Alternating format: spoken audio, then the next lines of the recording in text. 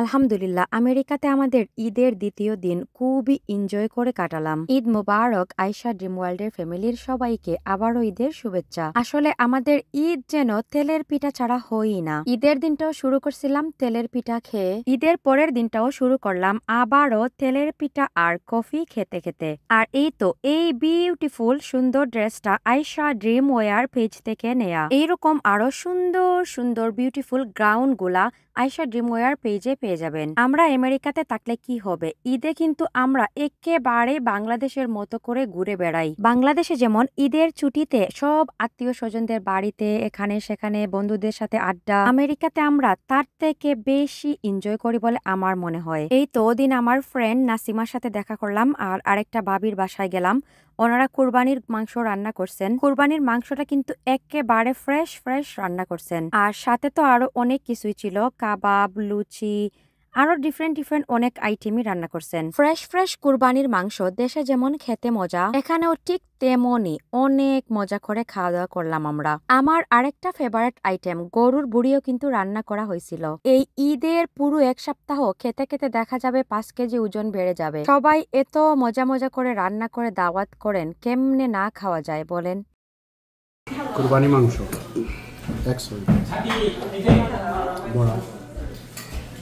অনেকে দেখছি টেবিল ভর্তি খাবার রেখেও অল্প একটু খেয়ে উঠে পড়েন। আমি আবার এই টাইপের না, আমার সবকিছু অল্প অল্প করে ট্রাই করতে হয়। মুখের রুচি থেকে মনের রুচিটা বেশি মনে হয়। প্রথমে পুরুষরা সবাই খাওয়া দাওয়ার পরে আমরা মহিলারা খেতে বসি। খাওয়া দাওয়ার পরে সবাই অনেক ধরনের ফান আড্ডা দেই। আনন্দে তাই ভুলেছিলে, আনন্দে তাই ভুলেছিলেন, কেটেছে দিন হেলা। গোপন রহি গভীর প্রাণে আমার দুঃখ সুখের গানে সুর দিয়েছ তুমি।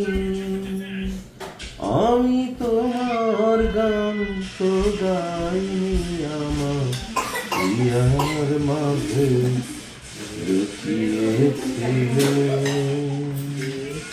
দেখতে আমি পাই তোমার, দেখতে আমি পাই। আর খালি গলাটা এত সুন্দর, এত সুরে গান করেন, একটু রেকর্ড করার লোভ সামলাতে পারলাম না। আর এই তো সকালে একটা ভিডিও রেডি করছিলাম আমেরিকাতে কিভাবে কুরবানি দেওয়া হয়। দেখা গেছে একটু পরে ফেসবুক থেকে রেস্ট্রিকশন চলে আসাতে ভিডিওটা কেটে ফেলছি, তাই আরেকটা ব্লগের সাথে একটু এড করে দিচ্ছি। আমেরিকাতে আসলে গরুর মাংসের বা যে কোনো জিনিসেরই এক একটা স্টেটের এক একটা প্রাইস। তো আমি মিশিগান স্টেটে থাকি আর ওখানে হচ্ছে নর্মালি 2 ভাবে কুরবানি দেওয়া হয়। নর্মাল যে গ্রোসারি গুলা আছে, গ্রোসারি গুলাতে কুরবানির অর্ডার নেওয়া হয়, আর কেউ চাইলে একদম ফার্ম থেকে এভাবে গিয়ে কুরবানি করে নিতে পারে। ফার্মে কুরবানির বুকিং ওরা 1 মাস আগে থেকে নিতে থাকে। 2-3 সপ্তাহ আগে থেকে দিলে দেখা যায় একটু কম প্রাইসে পাওয়া যায়। এখানে অনেক বড় একটা গরু দেওয়া হয়েছিল, প্রায় 7 জনে মিলে। নর্মালি সবসময় কুরবানি কিন্তু 7 জনে মিলেই দেওয়া হয়। এভাবে নিজে নিজে কুরবানি দিতে গেলে অনেক কষ্ট হয়, বাট আলাদা একটা ফান হয়, ফিলিংস আসে। এই গরুটির দাম পড়ছিল প্রায় $3000। গরুতে প্রায় মাংস হয়েছিল 1600 থেকে 1700 পাউন্ডের মতো। নর্মালি মুদির দোকানগুলাতে বাগাবাগি করে কুরবানি দিলে ওরা হয়তো বাসায় পৌঁছে দিয়ে যায়, অথবা ওদের দোকান থেকে পিক আপ করাও যায়। আর এইভাবে ফার্মে চাইলে খাওয়ার জন্য কিন্তু গরু কিনে আনা যায়। গরুর প্রাইসটা পড়ে $1200 থেকে স্টার্ট হয়ে একদম $5000 পর্যন্ত। আল্লাহ হাফিজ।